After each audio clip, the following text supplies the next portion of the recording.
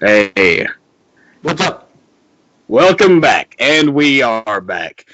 All right, I pre-recorded the first part of the show and talked a little bit about how.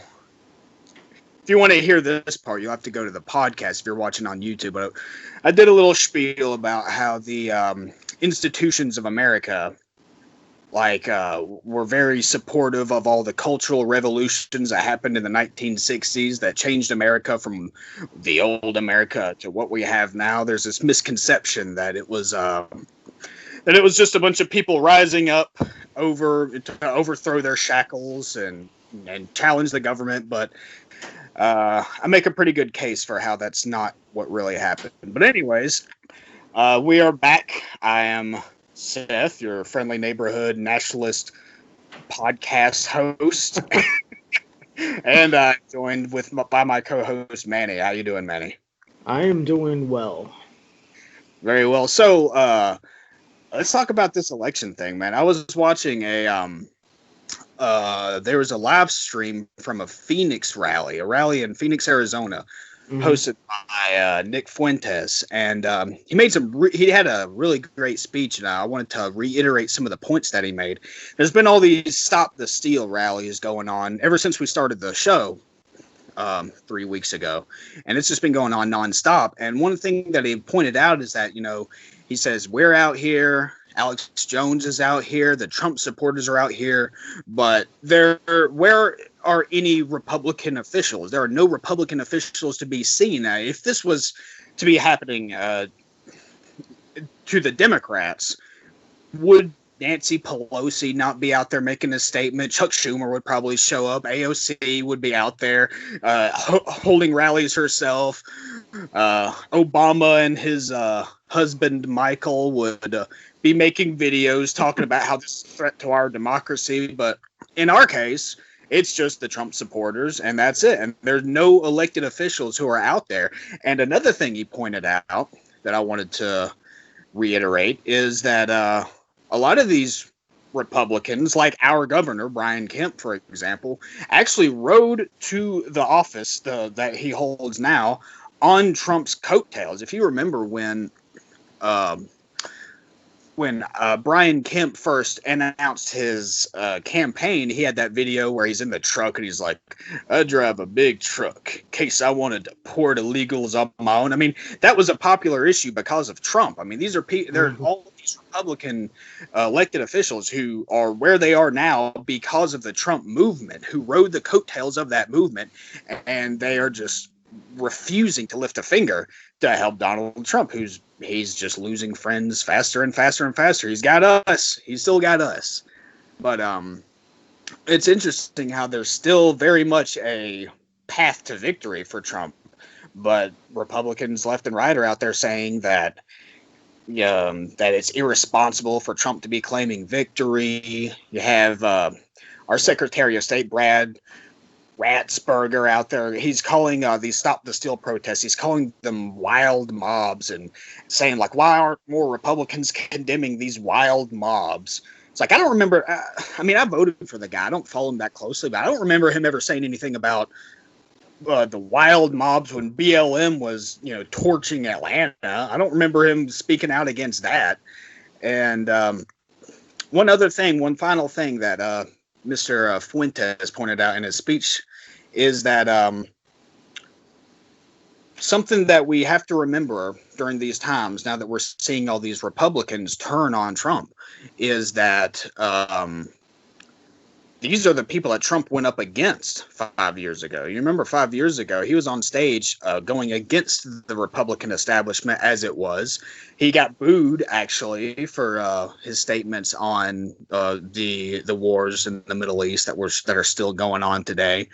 And only when he won did all these never Trumpers and rhinos and the shills, they finally realized, okay, if I'm going to get anywhere in politics, I'm going to have to be a Trumpist. Like Trump very much reformed the Republican Party and made it into this nationalist populist thing. And I think all these government shills, these rhinos, I think they just want to go back to business as usual. What do you think? I'm pretty certain that's exactly what it is. But to a point that you were just making, as far as the Republicans not being there, there was only one that I can recall, and that was at the D.C. one. Hmm. Yeah, we had several people that showed up for that one on the Republican side, but it's a really small number, and I mean most of the Republicans, like we were talking about in the episodes before, they're sitting on their hands. Everything is happening around them, and they're not doing a damn thing about it. And the backbone that Trump has, and the reason that he keeps going forward, or as they call it, the Trump train. The Trump train is being fed its fossil fuel by the Trump supporters. Because the Trump supporters are the only backbone that Trump has left. I mean, just Yeah. look. Everybody, literally everybody, even the Republicans are telling him to concede. Yet there is still a pathway to victory, just like you said. And it is funny because CNN the other day came out laying it out how Trump can still win. I And know it's it's just. strange. It's strange coming from CNN. You know what I'm saying? I haven't seen that, but I can already tell what the angle is. It's probably like just this fear porn that they like to do of like Trump. He could still win. You should still be scared of Trump. You know that it's fear porn, but they actually use the Constitution in it. Like I Yeah. watched it. They were actually for once honest. I was like, wow, did they really just tell their own people the truth? No fucking way. I bet you what they're going for, and like I said, I haven't seen it, but I can just I spend so much time hate watching things like CNN. Like we on the Post Constitution podcast, we watch it so that you don't have to. You can just hear it from us. Well, But I shared it on our Facebook page and the parlor. damn, confirmed for not checking the Facebook page constantly. But anyways, I can already get into the mind of these people. I know exactly how they think, and what they're thinking is, see, the Constitution, which was written hundreds of years ago by evil slave owners who genocided Indians, is allowing this path to victory to this neo-orange Hitler. You know, it's like I bet you they're showing how the Constitution can be used to propel Trump to victory in a way to get people to say, well, I think we just need to move past the Constitution. And as we know on this show, this is a post-Constitution America. It means less and less every day, and it's one thing that's really sad to see is how the Constitution is becoming like increasingly less popular among young people. Like there's a grow used to like the Democrats of the past, they were still like pro Constitution. You know, that was just a barrier they couldn't pass. They couldn't cross that. But now you're hearing people just straight up talk about how it needs to be changed. It was written a long time ago by these evil men who are the worst thing ever, whose statues should all be torn down. You know, I mean, if the same people who are out there tearing down statues of George Washington, like, what do you think those people think about the Constitution? What do you think they think about the American flag? The only time they ever wave an American flag is when it's on fire, you know, and they feel the same way about this one little piece of paper that has been the biggest thorn in the spine or thorn in the eye of the globalists who are taking over this country little by little. This is still a hard thing for them to get over, but they're at the point now to where I think they're just going to be willing to go for it. Because one other thing that we can talk about is there's this upcoming, election, this runoff election here in Georgia, and all eyes are on us. Like everything is being What's the latest you've heard on that? Because I have something, and this is pretty big. Give me what you've got. All right, so this is something that I heard of today, and I found it pretty interesting. So the Secretary of State is ordering for the Dominion voting machines to be wiped. What does that mean exactly? Like wiped clean, like deleted. Just like, think of like Hillary Clinton and her damn emails. Yeah. This makes no sense. I have no idea why they would just freaking wipe it, right? But look, so the Republicans, from what I'm understanding, is the Republicans are stepping up on this, okay? That they're going to the Georgia State House in response to the Secretary of State. So I don't know what all is happening right there, but it looks like he's got his hands full. The Republicans are not going to let this slide, but our own Secretary of State wants to wipe, I guess, the hard drives clean. What's his angle? Like, why? What's to gain out of that? Because they already counted it, I believe. Didn't they already count it? Oh, but I get it, to prevent, because Brian Kemp, who has been very weak, I'm very disappointed in this guy. Yeah, I am too. He said, okay, we have to do a recount, which that's just the law anyways when the election's that close. And then they just recounted all the bullshit ballots. Instead and of an audit. Only after it got certified did he come out and say, well, maybe now it should be audited. And so he's wanting to wipe it clean so that there can be no audit. So it's like, all right, it's certified. The evidence is gone. We're moving on from this. Yeah, Brad Ratzberger, I call him Ratzberger. This dude's a piece of shit. I wish I could take my vote for him back. And it's not just people like us who are thinking that. Like, somebody I reference often when we talk about politics is my dad, because my dad is very much just like a normal, like your average Republican. Like, he watches Sean Hannity, he likes Rush Limbaugh, he's that kind of guy. And we younger generation are a little more nationalistic and more populistic and whatnot. But he was saying, man, I will never vote for a motherfucker like this again. Like, I'm, and I mean, people are fucking pissed, and that's the thing, is that these people, they just don't care. They know where their bread is buttered. I mean, that he's just completely exposed himself for what he truly is, and there's so many others like him. And but what I was going to say, and the intro clip that I hope you all listeners enjoyed, had Mark Stein referenced this. He mentioned how if the presidential election in Georgia went the way that it did, like, what's going to stop this Senate runoff from going the same way? If they were able to steal the election for Biden here in Georgia, what's going to stop them from stealing the Senate election? I mean, I'm voting.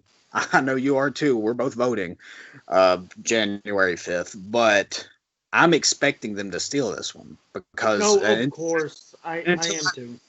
Until I see otherwise, until I see them do something about this presidential, because I mean, is this are we really a blue state? I don't believe it. I don't believe that for a second. This is the supposed quote unquote blue state. I think I'm gonna treat Georgia being a blue state the same way that like rural Georgians treat the current Georgia flag. Because like for those of you who aren't familiar, like here in rural Georgia, Manny and I, we are from North Georgia, the Appalachian part, and you see the old Georgia flag, the one with the Confederate stars and bars on it everywhere. You see it on people's trucks and people's hats and stuff. You see it everywhere you go. 20 years ago, they changed it. The pansy former governor changed it because he thought it would secure him the black vote. I don't know, maybe it did, but people to this day just refuse to accept. It's like, nah, that's not the Georgia flag. All that represents is political corruption. This is the real. It's like there's Georgia, and then there's Atlanta, and even up until now, and even to this day, I believe the rural Georgians outnumber the sewer scum that is Atlanta. But couldn't have said it better myself. Yeah, now they're able to cheat, and the people who are supposed to represent us are just allowing it to happen because, like I said before, they know where their bread is buttered. Nick Fuentes, he said, I've been following him lately because he and Alex Jones been together out there doing all these Stop the Steal rallies I've been watching, and he was talking about. I was listening to his live stream yesterday actually, and he was like, "My God, Atlanta is the biggest dump I've ever been." Like he was talking about how nice Georgia is. He was like, when we went through the country part of Georgia, it was nice. The people were nice. I really liked the country. Lots of you see Trump flags and stuff everywhere, and people are nice. But once to Atlanta, it's like, holy shit! Where the hell? Like this whole what fucking dump Atlanta is. I haven't been to Atlanta in a while. I actually kind of don't ever want to go ever again, to be honest. Yeah, me neither. Anytime we go to visit, like here this past Thanksgiving, I drive over the mountains. Oh, absolutely. I never go, never again through Atlanta. for the listener, like, you live in Northwest Georgia, I live in Northeast Georgia. The fastest way is to go down to Atlanta and go up and make like a V shape. But fuck that, dude. Take the 20-minute extra. The scenic route is so nice. You go around these beautiful mountains, and you get to see Trump Christmas. That's what I started calling it ever since. Because we were talking earlier about how Trump has his supporters. He still has us, and his support is just, it's through the roof. I mean, it's unbelievable how much this guy's supported, and yet how little it shows in the political realm. How little all the support from all the Trump supporters is just, it's just like dust in the wind, you know? Because I started calling it Trump Christmas when I went to what was it, like 3 weeks ago, a month ago? I went to it was right before the election. I went to a Pigeon Forge, and man, it was just, I've never seen so many Trump flags. I mean, granted, it was right before the election, but I've never seen so. It was practically the rally that you went to. I practically did the same thing, but it was just like there's like a Trump store and everywhere you go, and it's just like it gives you such a good feeling to be around these people, not just because I'm a Trump supporter, not just because that, but because they're just fucking good people. They're nice people. Like, you see a guy in a Trump hat, they really are. You make eye contact and you, like, you know, make small talk, and you don't even know these fucking people. It's just like it's like a big family of Americans that all have just bonded together over our love of this president. You know, that's what I love. On the way back from over there, there was a sign. I'm sure you've seen it over there in Demarest or whatnot that says Rush Limbaugh, the voice of Habersham. Yes. I know. Exactly. I love that sign. Okay, I saw that sign. I was like, oh, that's awesome. You know, that makes me feel good about the area. Yes. But anyways, there was twice that I was going over the mountain, and there's like this sign, okay, and it says massive Trump store ahead. You know, so you'll have like this sign. I wanted to go, but it was Friday. I had to work the next day. I was just like, you know, it's time to go. I was hauling ass over the mountain. But it said massive Trump store. It's like, this is not the first time I've seen something in reference to a Trump store. Okay, I don't know what store this was or whatever, but there's been multiple areas where, hey, we've got a lot of Trump stuff, come buy our stuff up, and dude, they stay busy. They stay busy, man. They're selling shirts, they're selling hats, and people are just buying it up. Dude, that's the thing, is that, like, yeah, there was a Trump store every single store you went into, they had all kinds of Trump paraphernalia, but they had a whole store. I didn't go into it. I wanted to, but there's just all kinds of stuff. And, you know, even if he gets, which I hate to talk like this, but even if he gets coup, even if the coup attempt works and Biden ends up getting in office, I actually don't go around with like Trump stickers and stuff, and I don't actually have a Trump hat or anything. I think I'm just gonna get all that shit just to say like fuck you to everybody. That's just pretty much where I stand. It's like a giant middle finger to the system. Just be like, yeah, I'm wearing a MAGA hat. Fuck you. And but yeah, it's the contrast. We've talked about this before on the show. I believe the first episode we talked about the contrast between the two sides of America that's just forming and becoming increasingly differentiate. What's the word? The difference is becoming clearer and clearer every single day. And that's the word. That's the word. But anyways, like, I remember one thing that came to mind just today. I was looking at revolver.news, and they had an article on there about how COVID has killed less people in Japan than suicides. Like now suicides outnumber COVID deaths in Japan. And I wonder what the number is here in the United States. I really wonder that, because the suicides were already at an all-time high before COVID, and it's gotten worse since.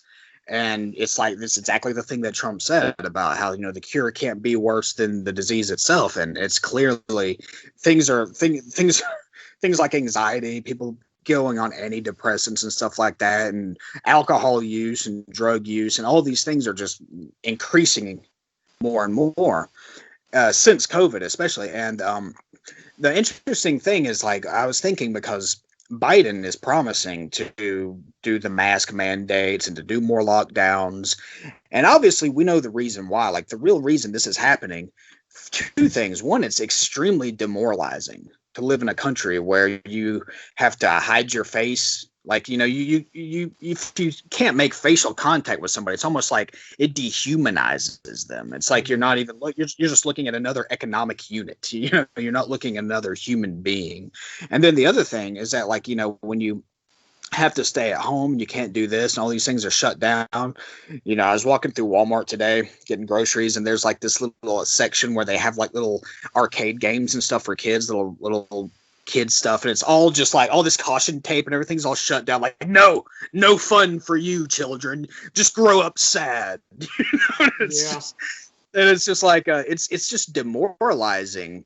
And hey, I want to bring up a point, something that you talked about in the last episode, if people haven't listened, was how, referring to how divided we are. Okay, well, we kind of lost that unity that made us feel a part of the nation, a nation as a whole, brothers and sisters, and the very founding of what a nationalist is, for example. Well, I was thinking about that earlier today, and it is so apparent. And people don't really see it because they've come accustomed to it. But like you just mentioned Walmart. When you go to Walmart, you're seeing so many different people. And I'm not just referring to ethnicity or their culture or nothing like that. I mean, you can feel the division between myself over here or a group of people over there. There's no longer like, oh, we're one, we're all together. No. Instead, we're like, I have no idea who they are. They are nobody to me. And that right there, I don't know. But when that crossed my mind, because actually I was listening to episode 2 today, just to kind of get a refresher. And man, that is something that we really got to try to explain to people on here, because I think we touch it a lot. We talk a lot about that, but nationalism is pretty much dead. I mean, there's people like you and I who believe in being nationalists, but when you go out there, it's really obvious. It is extremely obvious that people are divided and they have no intention whatsoever of coming together. Well, we don't live in a nationalist society. We live in a globalist society. I know. And people are atomized. It's like the country is just an economic landmass. And the other thing that's about COVID, which is really feeding into this atomization that we're describing, is it's completely just devastated small businesses. So instead of like having these little mom and pop places, now you have to do your shopping at Amazon. You can't go to the little gift shop to get your Christmas gift for your mother-in-law. Now you just have to go to Amazon. Yeah, well, I mean, we're all guilty of going to Amazon, but I'm saying that, like, Amazon has got, I can't remember the exact numbers, but they've gotten extremely fucking rich since COVID. Like, since COVID, their profits have gone just through the roof. And yeah, what's his name? The CEO. Huh? Jeff Bezos. Yeah, Jeff Bezos. He is destined to be the first trillionaire. Jesus. Well, why do we need... Have you seen that? Have you seen that? There was a report on the way that his growth is going, his funds or whatever, that he has a high probability of being the first trillionaire in human history. Dude, nobody earns $1 trillion. I do not believe for a second that worked so hard that he earned $1 trillion. Get the fuck out of here. This guy, he's fucking... I'm serious, but I mean, it's like... You're right, though. That's why I'm laughing, because it's just so true. I was listening. I have this older friend who's in his 50s, and he told me this story about this old grocery store that used to be around here that he would go to.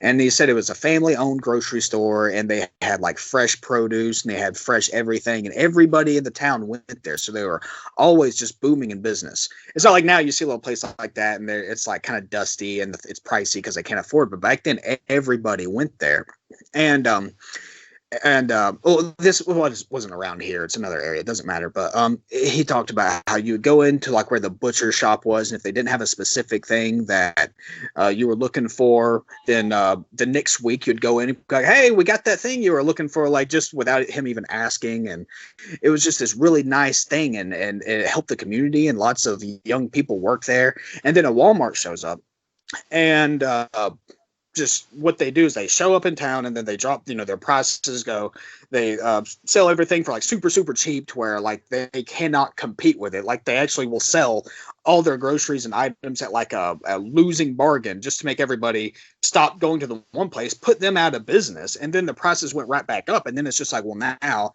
there's just this soulless fucking Walmart, and the old little mom and pop place is out of business. Now you just have this fucking empty Walmart full of, people who are all just strangers to you and whatnot. And you're paying more now than you were even at the other place. And it's like, there's an argument that a lot of conservatives will have where they'll say, oh, well, it's the free market. The free market can do everything else. I'm like, man, fuck that shit. Like, why do we have to agree that this is a better world than the world where you have these, that a monopoly is an okay thing? Yeah, I mean, people should not look at their country in a materialistic way like that, and that's the way everything is now. Like, you have to hide your face so that you don't show any humanity. You have to social distance so that you don't shake anybody's hands. Dr. Fauci saying you can't shake anybody's hands. We're all just like economic units. We're shuffling in and out of Walmart. We're doing our shopping. We're not saying hey to each other. If you speak too loudly, this and that, and that you have all this shit you heard about how. Thanksgiving, no more than such and such people allowed at 3. Biden said 3. Jesus. 3 people. That's fucking It's pathetic. Getting so draconian. Yeah, and it's what I think it is. I truly, honestly believe. I believe that it's the people like Jeff Bezos. It's the people who have all the money and have all the wealth. I think they're the ones pulling the strings behind all this COVID shit because they are getting rich off of it. It's destroying the middle class. It's destroying these small businesses. It's destroying these little communities that have character and have culture. And instead, we just live in this soulless world where all we are just these atomized economic units who our purpose is to consume. It's like, oh, you want food? Fucking just call the Uber Eats people and they'll deliver it to you. You know what I mean? Like, I actually saw a commercial for Uber Eats where it's a guy laying on a fucking couch, like a cartoon of a guy laying on a couch, and he just raises his phone and presses some buttons, and then the food just appears on his belly while he's laying on the couch, and he starts eating off his fucking belly. I'm like, dude, that should be fucking illegal to sell that kind of fucking slothery to people. That reminds me of your cartoons. I could just totally see that being one of your cartoons. Oh my god, dude! It was just pathetic. But of course they portrayed it as just like, oh, you don't even have to lift a finger, and everything is empty now. One thing that you hear a lot, people will say that America has no culture, the West has no culture. You hear people say white people have no culture, and it's like you compare America to places like Mexico and places where these people still have like a sense of themselves as an identity, as a nation, as a people, and there's character to it. Like, you go through a certain town and there's like people selling food over here, and they got music going over here, and they got these little shops over here, and there's like you see the little shops in Asia where they have like the the decorations everywhere and dragons and stuff all over the place, and it's like beautiful. And we used to have that, but we don't anymore. We don't have any of that. And it's like, I understand why people think that America has no culture. People don't even understand what a culture is at this point because everything's just been so destroyed. We don't have ethnic food. We have fast food. We have Uber Eats. We don't every interaction, like we were talking in the last show, every interaction has been replaced with social media and all this sort of thing. We don't know each other. We don't talk to each other. Everybody hates everybody. We're divided by race. We're divided by gender. We're divided by class. Every single thing that could possibly divide us is dividing us. People oftentimes can't even communicate with each other. And, Roger Scruton, who I referenced in the last show, he had a just as he had a clear definition of conservatism, he had a really good definition of what a culture is. He basically said that we don't live on this. We're not on this planet for long. Life is short. And so we have this duty to find things that we love and to reject things that we don't love and to surround ourselves with beautiful things and things that are worthwhile.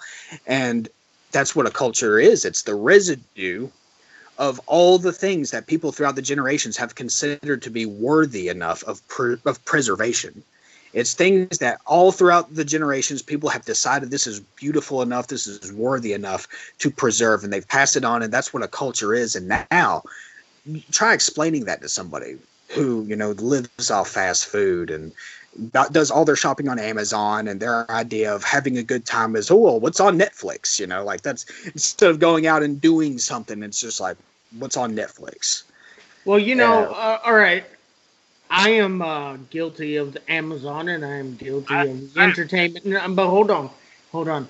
Thing is that I would love to go out and go do things. So my idea of going out and having a good time is, as driving my truck over the mountain, going out into the wilderness, doing this, that, and another with Mother Nature, away from people.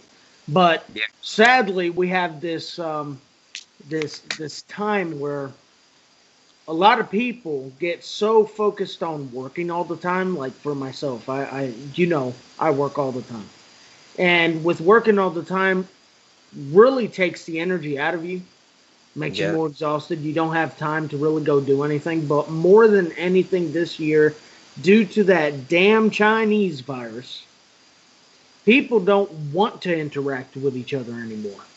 And it was so easy, it was so quick to just disperse everybody and make them introverts. Mm-hmm. Of course, you have these few that are still out there, like doing this, that, and another. And I am not in no way referring to the rallies, the Trump rallies right now, or nothing like that. That, I think, is completely different. That is more like a rise or a protest against the things that are going on. I'm talking about daily social living. On daily social living, people have become accustomed to staying indoors. And it did not take no time at all for that to happen. Because I believe that they've already been accustomed to this by depending on social, what is it called, the social websites or whatever, to be where they are able to talk with their friends and everything like that, that they don't really need to go out there. They don't need to get, I hate clubbing, but that's just an example. Going clubbing or walking around the store. I used to go with my kid and we would just walk around the mall, not even with no purpose of buying anything. It was just the idea of getting outside of the house. We'd go have some Chick-fil-A, we'd walk around the mall, and we would be out doing something together. But now, since this virus thing has happened, my life changed entirely. My family is dispersed everywhere, who knows where. My kid's not with me, and I work all the time. So I'm destined to be stuck at the house after work. Because I do not have the energy. So yes, I do depend, on my PS5. That is a given, regardless of COVID or not. And other things like, I'm not going to sit here and cook a whole meal for myself half the time. You know what I'm saying? If it's just me, I'm not going to thaw out a whole pound of ground beef or this, that, and other unless I actually feel like it. So I'll make something quick, turkey sandwich. If I work late, I go pick something up from the store. But I think a lot of people have come accustomed to the same exact thing I am explaining to you. Times have changed, and times changed and so drastically, but people molded to it so quickly out of fear. It's not normal. It's not natural for people to be antisocial like that. Like human beings are social beings, and we have a need for interaction. We have a need for companionship. We have a need for love, and what we are being presented with are cheap, hollow, empty alternatives to all that. So it's like, if every human being needs love. They need somebody to marry and create a family with and bond with. But instead of that now, if you want that little desire that you have within you to do that, now you get to create a Tinder profile, and you go have these like empty hookups that are just gonna give you anxiety and depression and make you feel even more empty in the end. And And have more children born out of wedlock. yes, and disincentivize people from creating families or ever creating meaningful relationships. That's something that is just completely gone now. Is meaningful relationships. That's like the my best argument against abortion is there's of course there's the emotional argument. Like it's fucking horrific. It's absolutely horrific. I've actually seen footage of like an aborted fetus. It'll give you fucking nightmares. It's disgusting. So it's normal that people are just repulsed by it. And of course, like, you know, I have 3 children. I remember my wife being pregnant, and the thought of that child dying is horrific. But all the emotional arguments aside, the best argument against it, because, you know, we conservatives, we don't think with our emotions like the left does. We think clearly. When you have reduced sex, which is the act that creates children, that creates families, when you have reduced that to just an inconsequential fun tickle, and it's just like a game of chess, it's just like playing a video game with somebody, it's just something you do for fun, and there are zero consequences. Because make no mistake, that's why feminists hate abortion, because they hear somebody say something about abortion, they go, what? You mean I'm going to have to think twice before hopping on the next dick? Like, that's literally what they think. Yeah. So have completely made sex this inconsequential thing. The result of that is fewer and fewer people will form meaningful relationships. Whereas if you have to look at somebody and actually think, like, would I be willing to have a child with this person? If everybody thought that in their head before they decide to do the dirty with somebody, they would form relationships that actually mean something, that beyond just something physical. But we don't have that anymore in our society. Now we have single moms because of all the stupid, dumb mistakes they made in the past. And then you have women just racking up numbers left and right. And then you have men who are just addicted to pornography. And you have OnlyFans. Oh, my fucking God. You know what OnlyFans is? Yeah, I do. Fucking, dude. I saw this fucking bitch, this not even good looking, this like fat, out of shape bitch, pale as shit, nasty looking woman, who has an OnlyFans account, and she was celebrating on Twitter how she was able to buy a house just by sticking things in her holes in front of the camera. And I'm thinking, there are people out there fucking paying for this shit. I mean, pornography itself is free. But people are actually giving their money just because they get so burned out on pornography that if they hear the woman go, oh, thanks, cutie, that's so sweet of you, just that little bit of interaction. I mean, how fucking sad is the state of society where people are paying for that? You know, where people, I mean, it was sad enough when people were paying prostitutes, but now they're paying for that? I mean, so much so that these women can get fucking rich off of it. So it's like, okay, you don't get love. Now you get Tinder hookups and cheap nothing, and you get pornography. You don't have friendships. You have social media. You have your whatever, pick your social media, Facebook, whatever you want. That's your social life. You don't get to have real food. You get to have fast food. You don't cook a big dinner with your family and enjoy it. Just order food from Uber Eats and shit. Yeah, simply put, I mean, just look out there. Just look out there. The destruction of the nuclear family is complete. Yeah. There is everything you just said is 110% correct. That's all I see out there these days.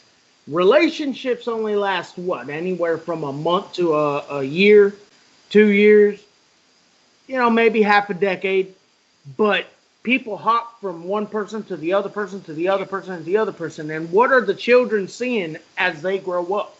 They don't have a steady father and mother to look up to develop their brains, you know, or mold them for their lives in the future. The nuclear family is gone. And pretty much everything you said, that's exactly what that point's at.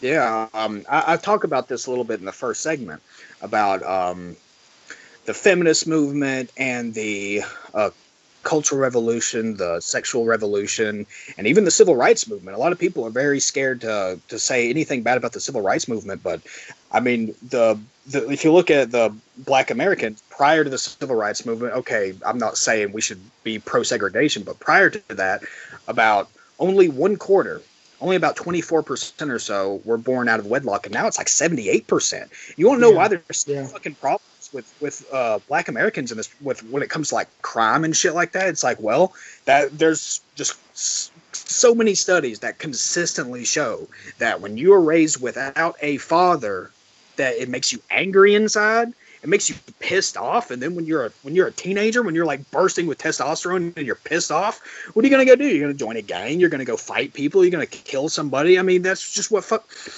so many problems boil down to the breakup of the American family, the nuclear family. But what's people's incentive? And this is just speaking broadly about America as a whole. What's a woman's incentive or a man's incentive to take a relationship seriously when everything is just reduced to physical, to everything is just reduced to the physical aspects of it?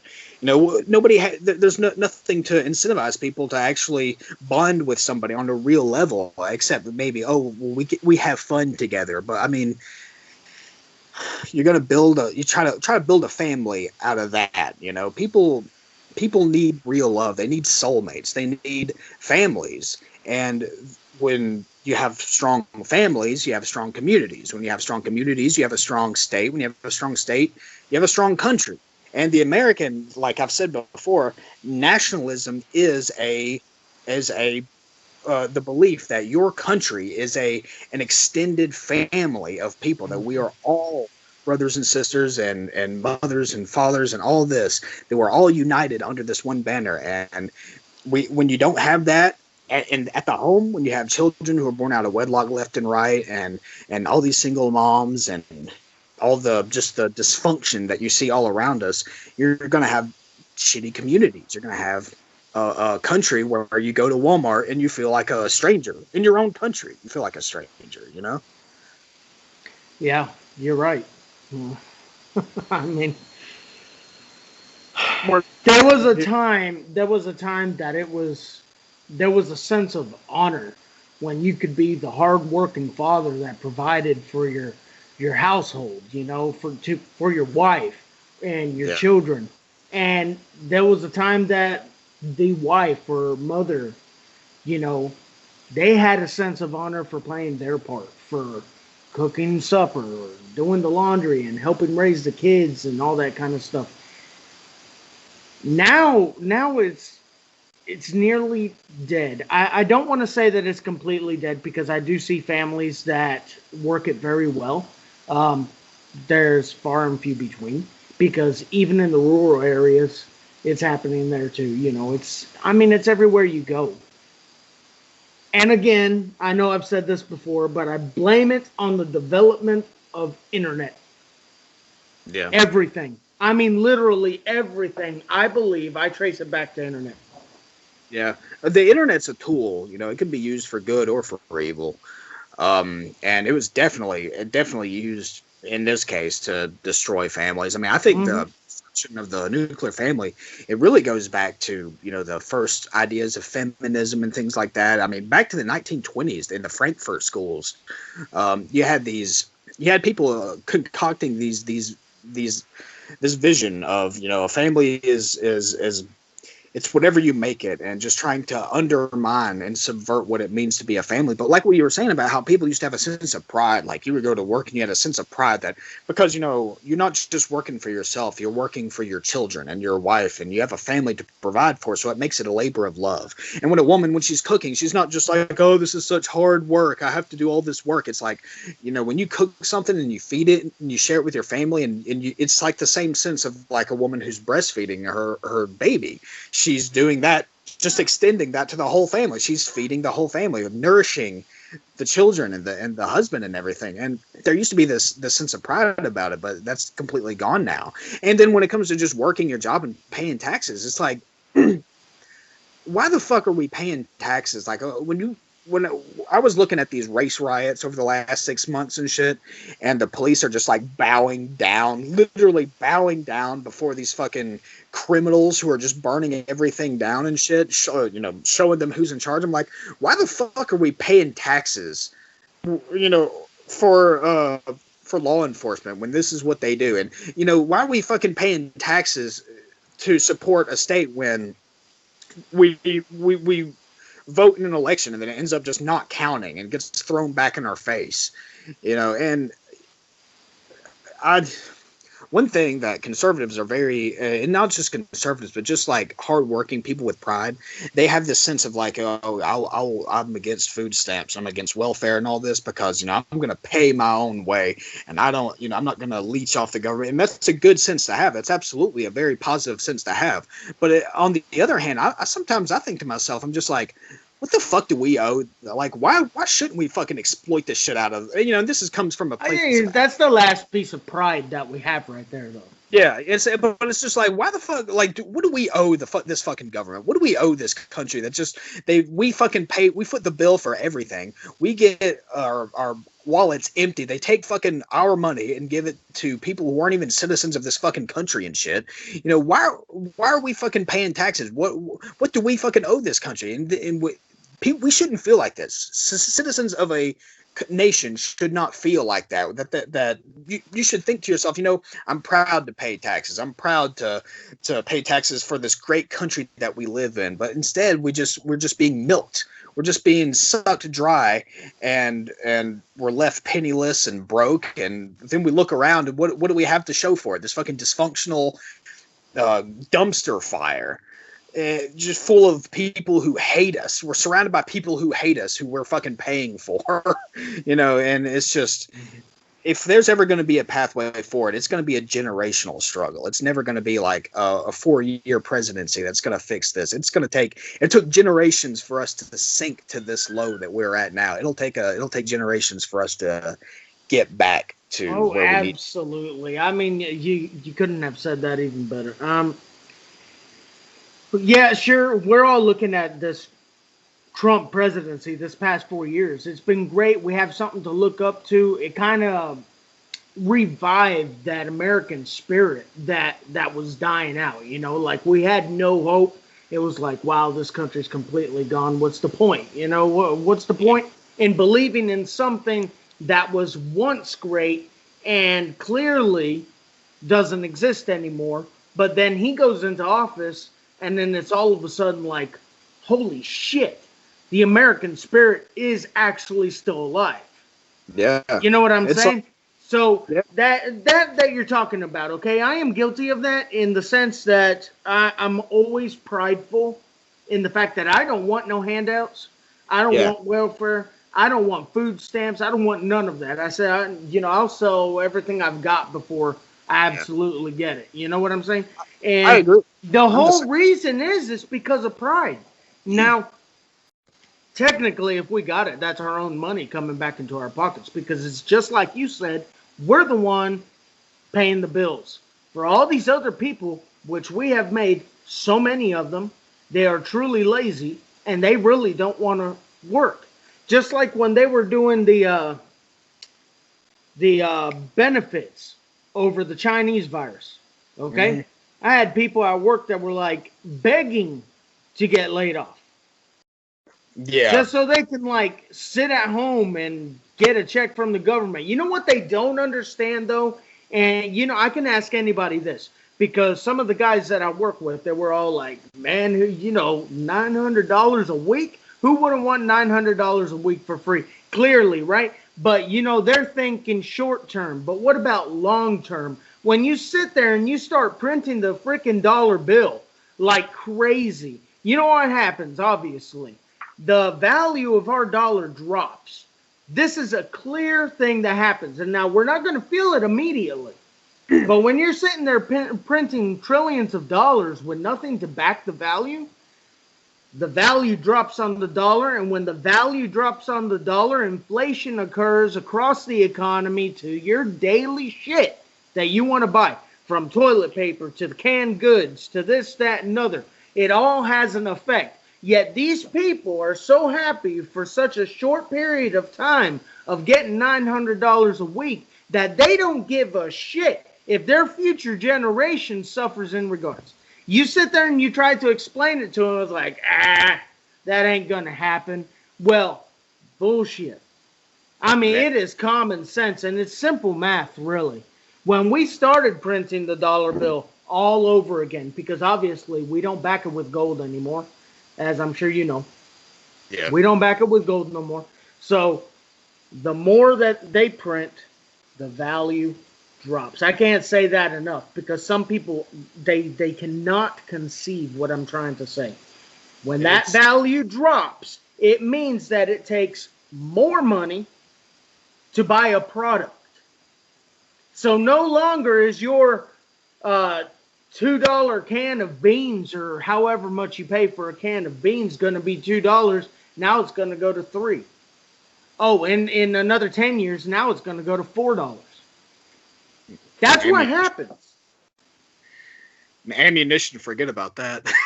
Oh, hell no. Let's not even go there. I've been struggling trying to find ammo. But no, it's true. Like, and then as inflation and the price of everything goes up, guess what doesn't go up? Your wages for people like us. Exactly. Oh my God, exactly. I left that out. The one thing that, because what you say is absolutely true, but also it's just antisocial to have people sitting around at home not wanting to contribute. You know, it's just like in the same sense of the best analogy. I always come back to this. It's like when you're working for your family, it becomes a labor of pride. When you're paying taxes for your nation, it's a labor of pride. You take pride in paying taxes because you love your country. And it's like if America was a country, if America was a country, Freudian slip right there.